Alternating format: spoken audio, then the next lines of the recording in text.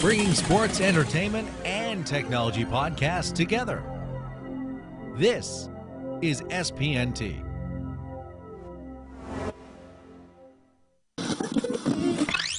You're listening to the Who-Dey Weekly podcast.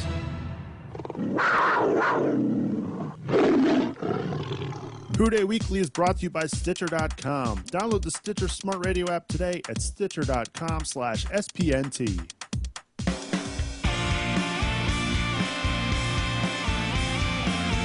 Well, the Bengals take one on the chin this weekend, losing to the Miami Dolphins 17-13 at Paul Brown Stadium on Sunday.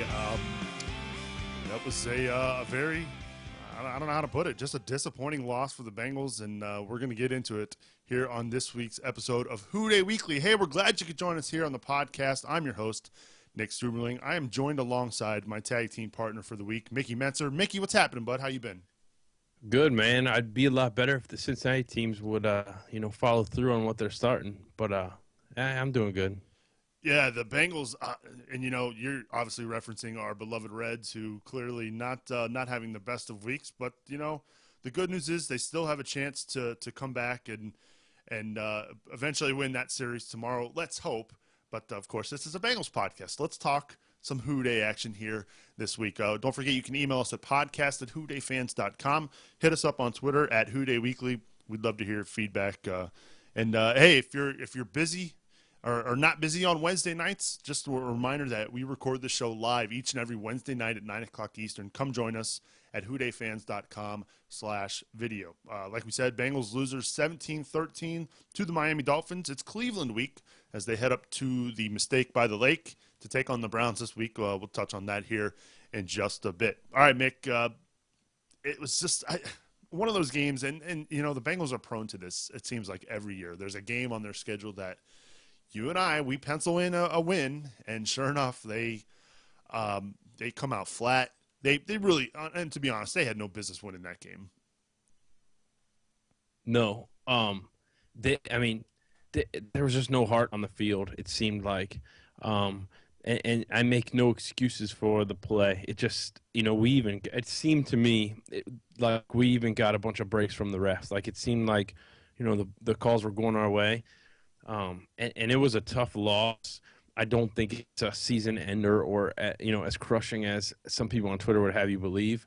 And I could also make an argument that the Dolphins might be a better team than people expected them to be this year. When you look at, what they've done, a loss to the Texans, who right now everyone's losing to the Texans, beating the Raiders, two 3-point losses in a row, one to the Jets and one to the Cardinals. We all see what the Cardinals are, and the Jets are a division game for them. So Miami might not be as bad as a team as we expect them to be, but the Bengals were in it. They should have won it. There were some questionable calls, and I didn't like the outcome, but, we can make up for it in the next 2 weeks. Yeah, you mentioned a couple of those close calls, Mickey. One of them, there was both of them via instant replay. One I agreed with. One I wasn't sure where they could really overturn it. That was the perfect fumble recovery on the punt that hit off one of the guys' backs for the Dolphins, and he recovered it. At first at full speed replay, it looked like he did recover it, but there was some questions to whether or not he had control of it before going out of bounds. But again, the Bengals, they got the breaks. They just didn't take advantage of it. One thing that I found really disturbing, and I don't know your thoughts on this, but there was the play that A.J. Green, he made a real short catch. He was trying to run with it and got the ball all the way up like to his helmet. And how he managed to get the ball back, and recover it. I thought for sure that was going to be Miami's ball, but luckily instant replay proved us wrong, and the Bengals got the ball back. But seeing the mistakes that the Bengals were making, just that you can't put the ball that high, and you don't expect that from A.J. Green. You don't, and it screamed to me as a young player trying to do too much with the ball. His athletic ability got that ball back. That was insane in the middle of getting tackled to be able to, reach out in the air and pull that thing in. But, I feel like he was just trying to make a play, and we were just flat, and bad decisions all around. It was just an ugly game, and even from the coaching, I'd argue that it was ugly. Oh, don't worry, Mick. We will get to that, the coaching for sure here in just a sec. The thing that we've always talked about, the running game, non-existent. Ben Jarvis Green Ellis gives us nothing back there. You can't say well, he doesn't fumble anymore, because, and granted, he didn't have any fumbles this weekend, but that's what we always hung our hat on. So, well, at least he'll always protect the football. That's out the window. We're not getting any burst up front, no holes, and even if there are holes, it seems like he's missing them. Now your best backup, Bernard Scott, done for the year.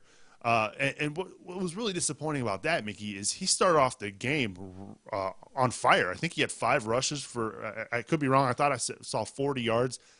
Again, that stat could be wrong, but he was moving the football and running well, and then that's it. He's done. It's just so disappointing. Yeah, I mean, that's a tough loss. We talked about the running game, and I don't know if it was last week or 2 weeks ago, but we kind of hinted that. Well, it seems like every week. Well, we hinted that with Bernard Scott coming back, the change of pace is really going to help. It seemed like it might have been starting, might have been working, and then you lose the guy for the year. We don't really have anyone else on the roster that's going to fill that kind of role. I hear you screaming for Pierman, but is he really the kind of change of pace back that Bernard Scott was? I don't think so. I mean, hopefully he can do something to spark the running game, because it just doesn't seem to be working. But it, just like everything else, it just seemed flat and nothing behind it, and just frustrating. Frustrating is a good adjective to explain what happened on Sunday. It's one of those games where you're just kind of like this, and you could tell from the beginning that this wasn't going to be pretty. The offense they were flat. The Andy Dalton's passes were inexplicably not accurate. I mean, he wasn't even close on a lot of those throws. Balls behind guys, balls that are thrown at their feet. Really gave his receivers no chance to do anything with those throws. And not to mention the interceptions. He had another interception where a defensive lineman just got his hands up. And granted, that's a lucky play, but still, to have a ball picked off by a defensive tackle does not bode well for your team. And they got away with some things, but ultimately the turnovers, and what was really baffling, and we'll get into this now, is some of the coaching decisions that were made over the weekend. The Bengals scored a touchdown in the fourth quarter.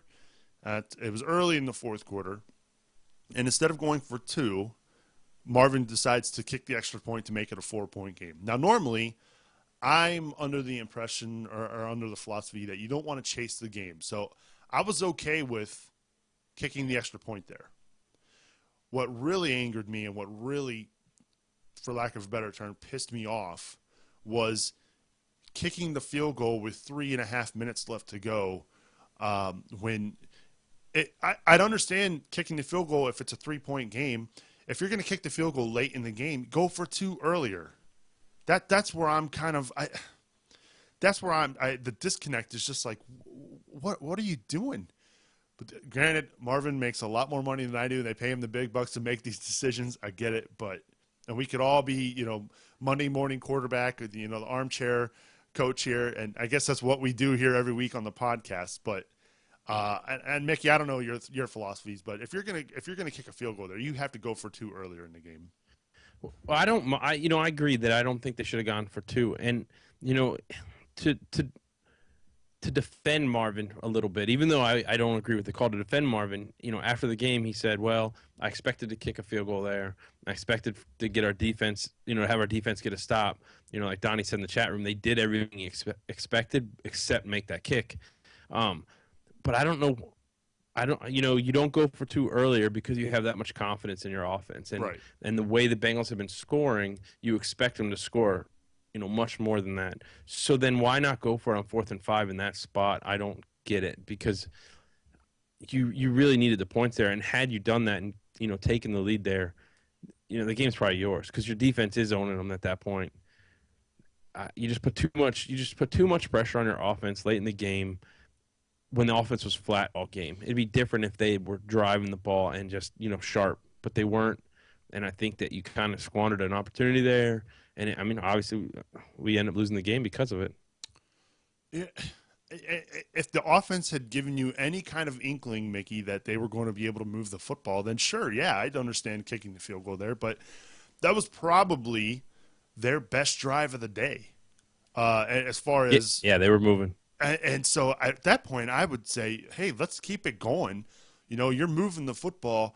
How many more opportunities are you going to get like that? So to me, I disagreed with kicking the field goal in the first place, but again, that's how do you explain it?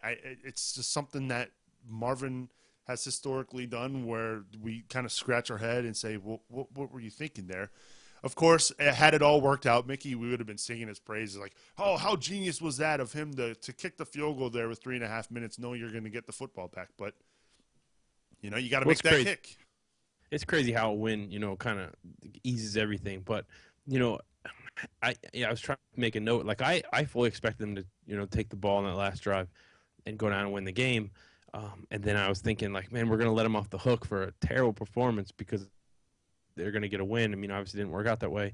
But, we weren't forcing the ball down the field. We weren't taking shots. Like, it just wasn't the same offense we've seen all year, and I don't get it. You're playing at home. You should be amped, and it just seemed like there was nothing there. And I know the fans were there supporting them. I just don't get it. I don't know how you come out flat in that situation. And I have a new theory about Cincinnati teams that, when their back's against the wall, or when they're doubted, then they come out hot. Look at what, this is a Bengals podcast, but look what the Reds did on the road. That, they go and take 2 games, they come home and they're just terrible. And the Bengals, are playing well on the road, bad loss to start the season. Then they come back and just start, whooping people. And then, when you're expected to win, you kind of let your guard down and you lose. And I don't understand letting your guard down. You look at a team like the Patriots, they don't let their guard down. They keep their foot on the gas. They try to score 1 million points a game. They do everything they can to win the game at all times. Like Pete Rose said, never leaving that bat out there. Always try to give your best. And I feel like the Bengals didn't do that on Sunday. No, they didn't. And you know what this reminds me of, Mickey? And I kind of tweeted this during the game as well. Do you remember back in 2009, the Bengals? That was the year they opened up the season with the fluke. Brandon Stokely tipped Leon Hall pass that they lose. I think this final score was like 12-6 or 12-7, something, a bizarre scoreline. And then they go on and they win at Green Bay, a game that we didn't expect they'd win. They beat Pittsburgh, they beat Cleveland, and then they beat Baltimore. So right off the bat, they're 5-1. And then they come home and they lay an egg against a very bad Houston team. That was a Houston team I don't even think finished above 500 that year. It's one of those games on the schedule we pencil in. Oh, that's a win. It reminds me exactly the same type of game. They come home after doing way better than we expected them to, and just kind of lay an egg. It's like I said earlier in the show, historically, there's just that one game on the schedule that, I don't know, they just can't seem to get up for. You hope it's one game, and if the Bengals can hold it to one game, then I'm not worried about it. But, if they played the level of their competition every week and we let games like this go, and I remember the game you're talking about because the Houston tight end just owned us. Oh, it was the tight end show. Like, we forgot that you were allowed to throw the ball to your tight end, and we never covered them. But I just hope – I don't know. 6 stripes for life, saying that's the kind of loss that can come back to haunt you later on. And I agree, but I also think that's the kind of loss that, it kind of wakes you up like, all right, you take care of business. Say they take care of business in Cleveland and then they topple Pittsburgh, who's not looking too great this year. You're looking better than you thought you would at that point. So I don't know. Like you just want to see the Bengals that we've seen so far this year, not the Bengals we saw on Sunday. No, it was not pretty on Sunday, and unfortunately, you don't when you don't have a running game, the teams tend to force you to throw it, and if you don't have anybody else stepping up outside of AJ Green and Jermaine Gresham, well, it's kind of easy to defend the Bengals offense. currently at the moment. But, ugly loss, a disappointing loss to Mickey when you consider it's an AFC opponent, which also hurts them as far as tiebreakers go a little bit later on, which, it will come into play. It'll be a big factor a little bit later on in the season. Hopefully that doesn't haunt them and they take care of business this weekend in Cleveland. We'll touch on that game here in just a moment. But before we do that, I just want to remind you that the podcast awards are currently going on. And Mickey and I, we really want you guys to help nominate our show. I'm trying to pull up the artwork here. I did a little fancy thing for the program. There you go. Nominate Who-Dey Weekly today at podcastawards.com. We'd love your support, and you can nominate the show all the way up until October 15th. So if you haven't done it already, please nominate the program at podcastawards.com and let us know that you did. So that way we can kind of gauge where we're at. I have no idea who's nominated us. I don't even know if Mickey's nominated us. I'm pretty sure he has, but I'm just saying, if you have a chance, if you have a moment, log on to podcastawards.com and nominate Who-Dey Weekly for Podcast of the Year in the sports category. So please, once again, that website, podcastawards.com. Don't forget you can rate and review the show on iTunes as well. So if you get a chance there and you listen to the show on iTunes, leave us a review. And it's really cool now in the podcast app for iOS users. You can also leave reviews through that avenue as well. So leave us some feedback there on iTunes. And again, we'd love to hear your thoughts on the show. So email us at podcast@whodaysfans.com and hit us up on Twitter at Who-Dey Weekly. So next week's a big week, Mickey, because it is our 85th episode. You know what that means. That means Chad's going to be on, right? Well, I don't know yet. But the cool thing is we're giving away 2 tickets to the Raiders game in late November. I believe it's November 26th. So make sure you log on to whodayfans.com/85 for 85 for a chance to win 2 tickets to the game. Well, you'll get a chance to hang out with myself and Tim. And, of course, Mickey will be down there as well, so we'll be hanging out and tailgating at the Who-Dey Fans bus. So make sure you log on to, again, that website, whodayfans.com/85 for 85 for a chance to win those tickets. We'll announce the winners next week during the show. So make sure you get your tweets in. Send Chad your tweets. I don't know what Chad's doing. He's probably playing video games. But send him your tweets. Who knows? Maybe he'll show up for the show, and we'd love a chance to talk to him. But I'm not holding my breath, Mick. Yeah, maybe not. He's got a full plate. He's buying fancy cars, trying to get his name back. So we'll let him slide this time. Do you have a shout out for the week? I do. I have a pretty good one. I hope he's listening. Go for it. I'm gonna shout out at the Les Dixon. I know that he blocked me on Twitter, but it's morons like him that make me not want to be on Twitter. I get it. I get, Bengals fans are passionate. All Cincinnati fans are passionate, and we lose a game like that, and it's just the overreaction that we get on Twitter is just insane. I'm guilty too, but yeah. You freak out, but you're not a man. We should have never got rid of Palmer or. No, I would never say that. AJ Green's terrible. Come on, it's just insane stuff like that we get. So. I don't know. I want to shout this guy out because he said I wasn't a real fan. He said that I'm a homer, and I just think I'm a little better at keeping things in perspective than a lot of gut reaction fans. But I don't know. So I'm going to shout him out. I hope he's listening. Ouch, burn. Hey, you know what? I would never trade Andy Dalton. I'm just saying. You got to give him a chance. But whatever. You're right. You do have some crazy fans out there, and I'm guilty as much of sending out tweets that maybe I shouldn't as far as overreaction, but that's what makes it fun, especially during the actual game itself. I'm going to give a shout out to a person who's familiar with the show. I know we've given her a number of shout outs already, but this time got to give her big props. Her name's Jess. You can follow her at H2 on Twitter. She says, I hope I get a shout out for being in first place in fantasy football. Hashtag girls fantasy football rocks. So there you go. She lives in the Pittsburgh area, so the only Bengals coverage she gets is through us. So Jess, congratulations on being in first place about midway through the fantasy football season. So yeah, there you go. There's your shout out, Jess. Who-Dey, and hopefully you're surviving there in the Steel City. If you want to be shouted out here on Who-Dey Weekly, All you got to do is tweet us at Who-Dey Weekly. You can give Mickey a follow as well. He's at Who-Dey Fans. And don't forget about our co-host, Tim Bates. Hopefully we'll have him back here soon. I know he's been real busy with work. Give him a follow as well at Tim Boots. Looking forward to next week, as we're going to have a guest host as well joining us on the podcast. He's always in the chat room each and every week. Donnie Redboy. He also writes on whodayfans.com. He's got some great posts on there, so check them out. Read his blog posts. His name's Kurt. He'll be joining us next week. Newcomer to the podcast. He called in a couple weeks ago as well, but I'm looking forward to getting some new blood here on the podcast, Mickey. I always love hearing, a different perspective. I do enjoy, what Kurt's throwing on the site, so it'll be cool to have him in here. I know that we've had Reed on in the past as far as Name That Bengal. I'm going to hope that we can get him on next week. He's going to the game in Cleveland this weekend, Mickey. They're letting the Canucks, come down to invade Cleveland Browns Stadium. Yikes. I did see that. I'm pretty pumped. I'm hoping to get, a true Reed play-by-play. And I'm assuming, Reed, that you're going down to tailgate too. But if he hangs out in the Muni lot, I would put good money that Reed might get beat up before the game or after the game.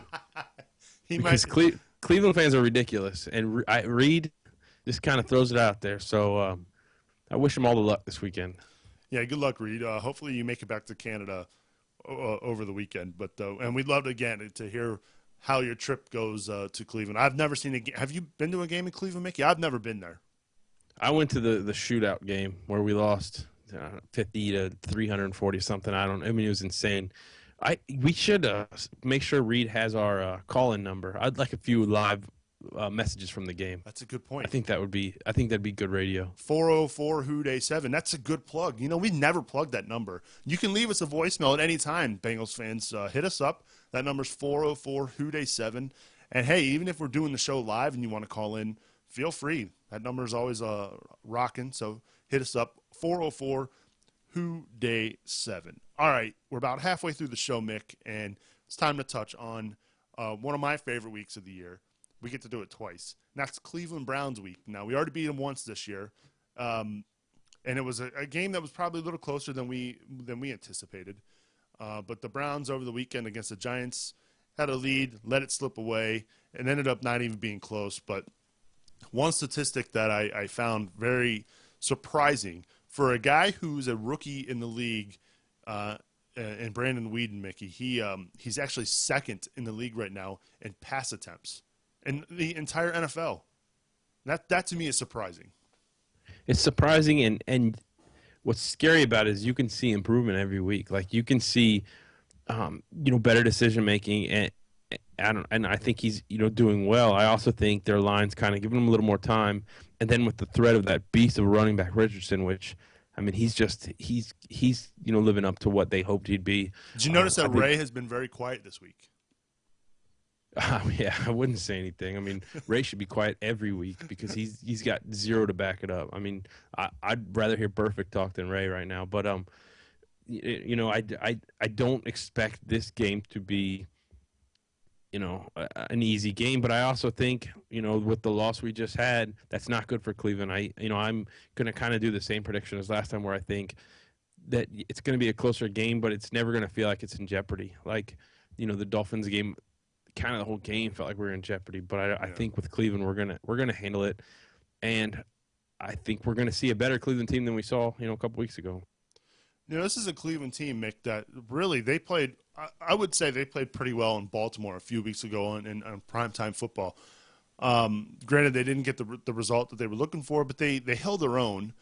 And Baltimore is tough. But you're right. You do see improvement from this offense. I think part of the reason why maybe Weeden is forced to drop back to pass so much is a lot of teams now are keying in on Richardson. They're putting 8 in the box, and really, what are you supposed to do then? If that's what you're supposed to do, you're supposed to throw it when you can't run the football. But we all know what happened just a couple weeks ago. Trent Richardson ran roughshod over our defense, and they better strap it up this week because they're about to get a mouthful. Yeah, I told you last game I was interested to see what he could do because I think he's one of those special running backs. he hasn't been infected with whatever the Browns have going on up there yet. So I think that he's still got something special. But again, I expect our defensive line to kind of dictate our defense. And I mean, we live and die by that line. So I want to see more sacks. I want to see more knockdowns, more pressure. Maybe get rid of some stupid penalties. Get off the field on third down, and I think we'll be fine because I think their defense isn't going to hold us down. We've seen that no one except for the Dolphins when we're flat is going to keep us in a jar. So, yeah, I'm excited. I think the Bengals are going to take it, but it should be another good game. The Bengals last week against the Dolphins, and this is something that I noticed. I didn't see a very strong pass rush against them. They only had 2 sacks in the game. I would argue that Carlos Dunlap was really non-existent. He had 1 tackle. Didn't do a whole lot. I didn't see them getting a whole lot of pressure on Tannehill. In fact, he had a pretty good game, 17 of 26. And no interceptions, which for a rookie quarterback, you'll take that any day. He didn't throw any touchdowns, but didn't turn the ball over. He managed the game, and I would say he outplayed Andy Dalton on Sunday. Would you not? Yeah, I agree. He made some, he didn't seem rattled. He made some good plays. So I'm trying to make the correlation here. You got a guy in Brandon Weeden who he's making some strides here. Now, the big question for the Bengals defense is if they don't cover guys for the Browns, historically the Browns drop footballs. So there's a good chance that that might come into play. Yeah, I don't know that. I mean, I don't know that anyone in the state of Ohio has confidence that Greg Little's going to hold on to the ball. So, I mean, had he done that, they would have beat the Ravens. But, I mean, yeah, some of the old Bengals still kind of creeps in where you don't want to be that team that they finally do put it together. So, I think that the Bengals just need to go and run their offense. Don't be afraid. Throw caution to the wind like they were doing before. Throw the ball down the field. Make their defense make plays. Don't let your offense play you off the field. So, I think I can't remember exactly when it was, and I wish I would take more notes during the game, but I was in Nashville, as you well know. But there was a point where it was third and manageable. We ran a draw, and I'm like, man, this is not what the Bengals do. Like, this is not what we've seen all season, and I don't know why it changed. We just got to stop that. Hopefully we got out of our system and we take it to Cleveland. Well, part of the problem is we don't have a running game. I mean, when your feature back has 9 carries for 14 yards, Mick, I mean, you can't do that. No, but I mean, at one point I don't know if I heard the announcer say or someone say that we didn't have a play over 11 yards. And I mean, this was in the second half. I mean, after what we'd seen all season, like, that's just insane. You can't rely on a 3-yard screen to Hawkins to go be a 50-yard play every time. You have to stretch them out. You have to open it up. And I don't know why we didn't do that against the Dolphins. No creativity. Yeah, we were just flat. Where was the Wildcat? Was Sanu not active? If he wasn't active, then I would understand that. But yeah, I don't know if he was. But, I mean, it just seemed like we expected to win, and, like, they should have just known that we were supposed to win that game and laid down. And you got to play the game. Yeah, there was no creativity, and I don't know. Hopefully, we're going to see some fireworks this weekend against the Browns. And you mentioned it before. It seems like every time we play them up there, there's some kind of shootout. A year ago when they went to Cleveland, I think it was in Week 1. Dalton ended up getting hurt, didn't play in the second half, and Gradkowski led the Bengals to victory with a kind of a weird, flukish. I don't even know what you want to call it, but Joe Hayden not ready, and A.J. Green burned him. But speaking of Joe Hayden, he'll be back this weekend for the Browns, so there's a boost for them on defense. And, it's a defense, Mickey, that's not playing bad, but they haven't been getting help from their offense. It's true. And, every week, like I said, their offense seems to be improving. You don't want them in the game late in the game because they Greg Little could be a quick strike receiver. He could be the type of receiver that, makes that catch. Hayden could end your drive at the end of the game where you expected to go down and take the lead, even if it's just a field goal you need. So, like, the Bengals need to put their foot on the gas, score their points. The Browns offense will make mistakes. Let them make their mistakes and then you can capitalize on that. I mean, that's what I expected to. That's what I expect to see. That's what I would hope we would have saw last week. But that's what I expect to see this week. The Bengals don't want to drop a division game to an inferior opponent, so they got to come out just gunslinging. The Bengals, obviously now 3-2 on the year, with the win over Cleveland moves them to 4-2 with a big game looming against Pittsburgh. After that, obviously we don't want to look too far ahead, but this is these two games, Mickey, right here could be the season for that. And I don't want to say that because it's still early, but really these two games for the Bengals are crucial. They are crucial. I'll never say they could be the season because, then what happens if you lose? Are you done? No, I don't think so. I think, a lot of crazy things can happen in the NFL. I mean, look at the parity we've seen so far. No one's as bad as you thought they were. No one's as good as you thought they were. There's some teams that are surprising you. I just think these are games the Bengals should win. And even the Steelers game, they're not playing well. That's a game that you could easily win. So let's do it. Let's just take care of business and do it. You don't want to have to, fight your way out of the bag later in the season. You'd rather put yourself in a good position, to go into your bye up or, to just build your momentum and win. And I'll tell you, Kurt, like I would say easily win the Steelers. It's not, I don't know in recent history that we've ever seen a Steelers team that is this inconsistent, this banged up. The stars of the defense can't even stay on the field. So, no game on Sunday, I'll give you that, is easy. But, if you look at the Steelers we played over the last 6 years, we'll say this is probably one of our easier matchups against them. But you got to show up and you got to play. So I just hope the Bengals do that. That's why they play the game, right, Mick?